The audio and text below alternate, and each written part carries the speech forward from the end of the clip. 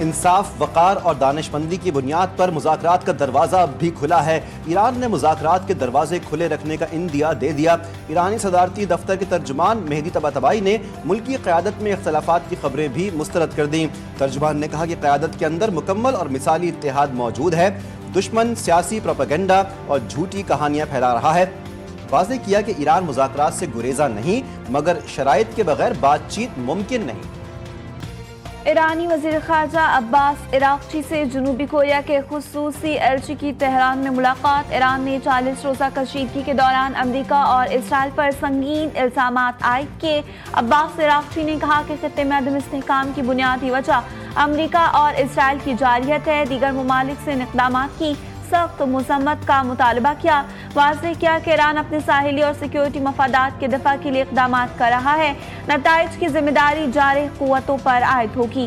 امریکی صدر نے جنگ بندی اور مذاکرات سے متعلق مخصوص ٹائم فریم کی خبروں کو مسترد کر دیا۔ ہر ممکن صورتحال سے نمٹنے کے لیے تیار رہنے کی بھی ہدایت۔ فاکس نیوز کو انٹرویو میں صدر ٹرمپ نے کہا کہ 3 سے 5 دن کی مہلت کی خبریں بے بنیاد ہیں۔ مذاکرات کے لیے کوئی نئی تاریخ طے نہیں کی گئی۔ جنگ کے خاتمے کے لیے بھی کوئی حتمی مدت مقرر نہیں۔ مڈ ٹرم انتخابات کے باعث جلد فیصلہ کرنے کے تاثر کو بھی مسترد کرتے ہیں۔ مزید کہا، ایران پر آبنائے ہرمز میں امریکی ناکہ بندی کا دباؤ بڑھ رہا ہے۔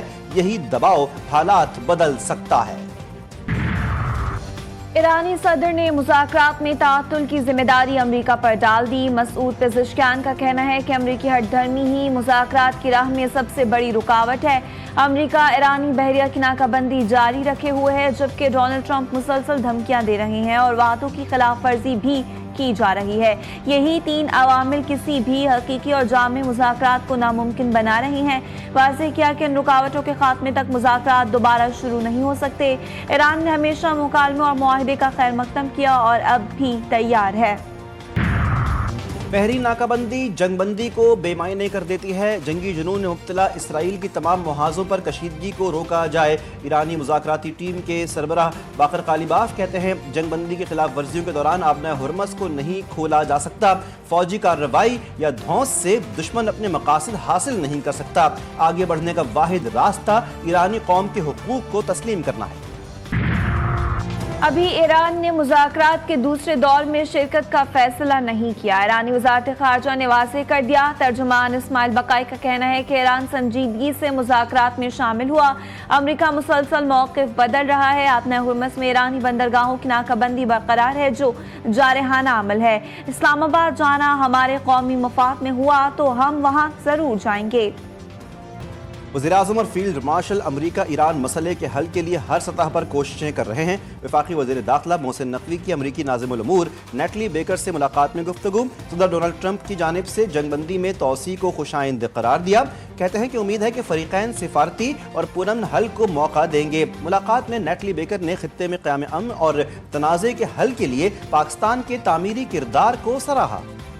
پاسداران انقلاب نے جہازوں کو سمندری خلاف ورزی پر روک دیا۔ ایران نے مزید 2 جہاز قبضے میں لے لیے۔ برطانوی میری ٹائم ادارے کے مطابق 3 جہازوں پر فائرنگ کے واقعات ہوئے، کسی جانی نقصان کی اطلاع نہیں ملی۔ دوسری جانب امریکی محکمہ جنگ کی جانب سے امریکی کانگریس کو آگاہ کیا گیا کہ آبنائے ہرمز میں ایران کی جانب سے بچھائی گئی بارودی سرنگوں کو ہٹانے میں 6 ماہ لگ سکتے ہیں۔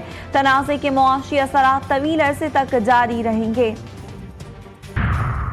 ڈونلڈ ٹرمپ انتظامیہ ایران جنگ میں شدید دباؤ کا شکار، ٹوٹ پھوٹ جاری۔ امریکی سیکرٹری آف نیوی عہدے سے فارغ۔ امریکی بحریہ چیف جان سی فیلن کی مدت ملازمت میں ایران نے خوف کی علامت امریکی بحری بیڑے ابراہم لنکن کو نشانہ بنا دیا تھا۔ امریکہ کو ہزیمت کا سامنا تھا۔ کئی خلیجی اتحادیوں نے کرنسی سواپ کی سہولت کے لیے درخواست کی ہے۔ امریکی وزیر خزانہ کا دعویٰ اسکاٹ بینسٹ کہتے ہیں کہ کرنسی سواپ کی درخواست کرنے والوں میں UAE بھی شامل ہے۔ کرنسی سواپ کا مقصد امریکہ میں اتحادی ممالک کے اثاثوں کی بے ہنگم فروخت روکنا بھی ہوتا ہے۔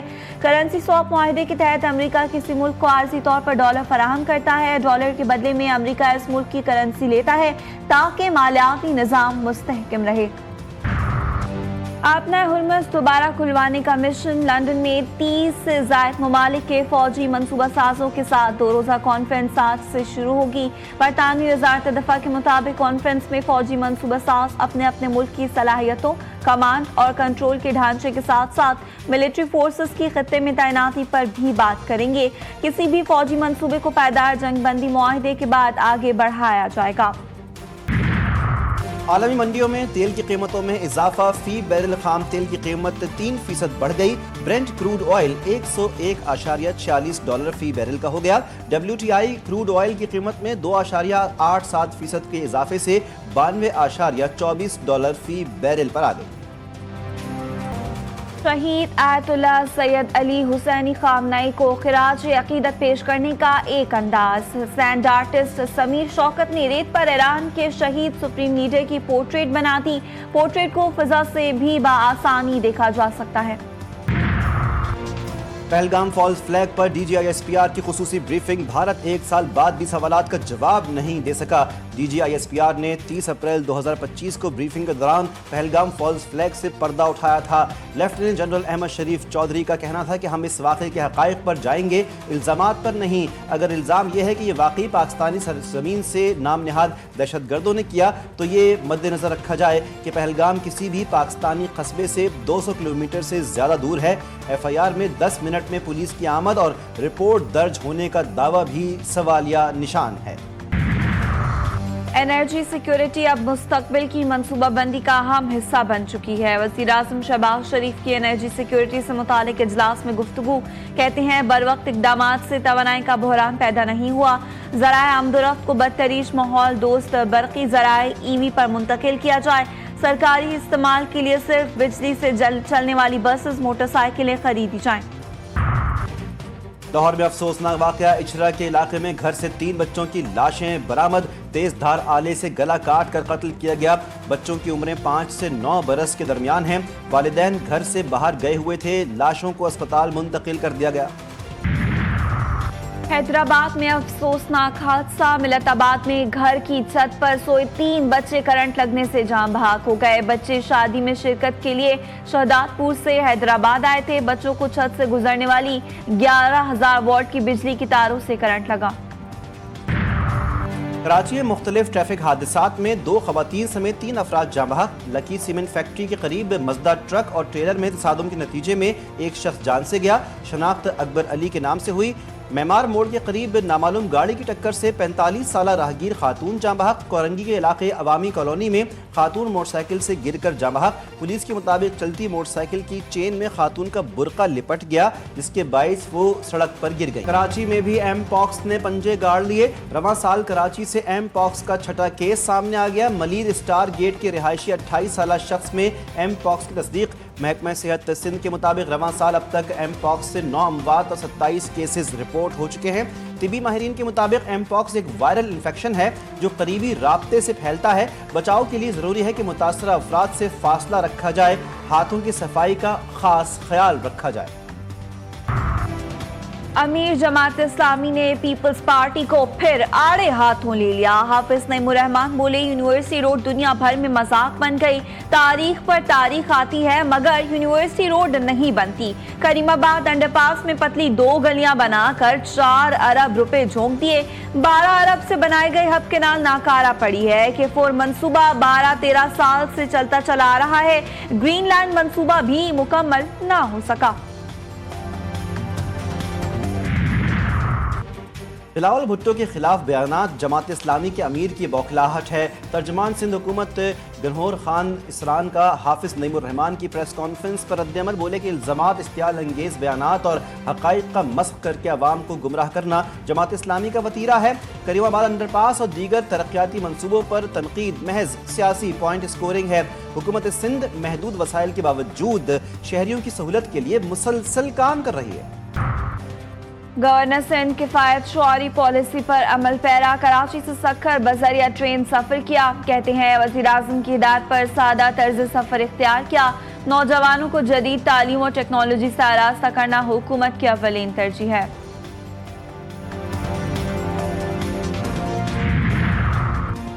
पंजाब में ज़राई मुआशी खुशहाली का शानदार मंसूबा। वज़ीर आला पंजाब ने अपना खेत अपना रोजगार स्कीम पोर्टल का इफ्तिताह कर दिया। स्कीम के तहत हर कामयाब उम्मीदवार को 25 से 40 लाख मालियत की ज़राई अराजी काश्त के लिए मिलेगी। मंसूबे के तहत पंजाब के मुख्तलिफ अजला में 13,812 ज़राई लॉट से 28,780 खानदान मुस्तफ़ीद होंगे। ईरानी फुटबॉल फेडरेशन का वर्ल्ड कप के हवाले से बड़ा ऐलान। ईरान फीफा वर्ल्ड कप में शिरकत के लिए अमेरिका जाएगा। ईरानी हुकूमत ने फुटबॉल टीम को इजाजत दे दी। कहा, अमेरिका के साथ कशीदा सूरत हाल का खेल से कोई ताल्लुक नहीं।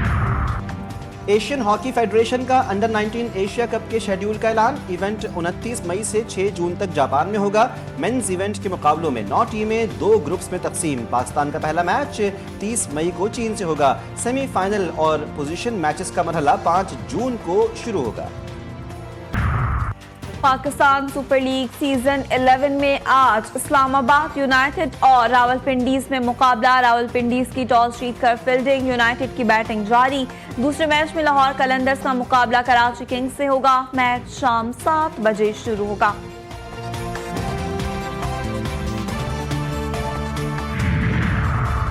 ग्लोबल सुपर लीग के शेड्यूल का ऐलान। टूर्नामेंट 23 जुलाई से 1 अगस्त तक गयाना में खेला जाएगा। पाकिस्तान की लाहौर कलंदर समेत 5 टीमें इवेंट में शिरकत करेंगी। ऑस्ट्रेलिया से पर्थ स्कॉचर्स, यूएई से डेजर्ट वाइपर्स, अमेरिका से सैन फ्रांसिस्को यूनिकॉर्न्स इवेंट में शामिल। कैरिबियन प्रीमियर लीग की टीम गयाना एमेजॉन वॉरियर्स भी इवेंट में शरीक। लाहौर कलंदर्स की टीम अपना पहला मैच 23 जुलाई को पर्थ स्कॉचर्स के खिलाफ खेलेगी।